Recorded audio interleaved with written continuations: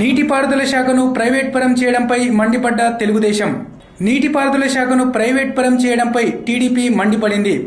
ఈరోజు మధ్యాహ్నం నగర టీడీపీ కార్యకర్తలు, కార్పొరేటర్లు సచివాలయంను ముట్టడించారు. కార్పొరేటర్లు శ్రీనివాసరెడ్డి, రంగారెడ్డి ఆధ్వర్యంలో నీటిపారుదల శాఖను ప్రైవేట్ పరం చేయడంపై నిరసనగా సచివాలయంలోనికి ప్రవేశిస్తుండగా పోలీసులు అడ్డుకున్నారు. దాంతో వారు సచివాలయం ముందు బైఠాయించి నిరసన తెలిపారు.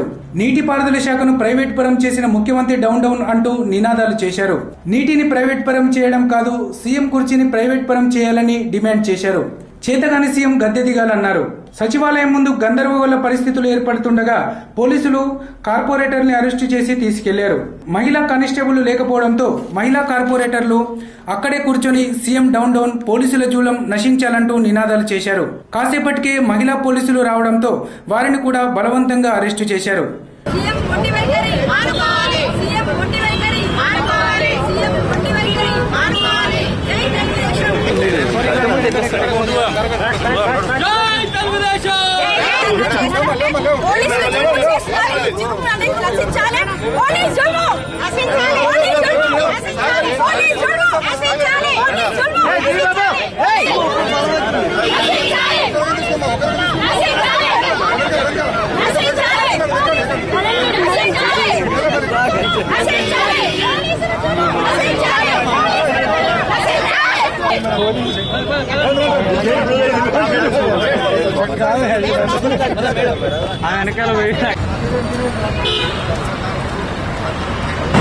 నీటిపారుదల శాఖను ప్రైవేట్ పరం చేయడంపై టీడీపీ కార్యకర్తలు, కార్పొరేటర్లు సచివాలయంను ముట్టడించారు. చేతగాని సీఎం దిగిపోవాలంటూ వాళ్ళు నినాదాలు చేశారు.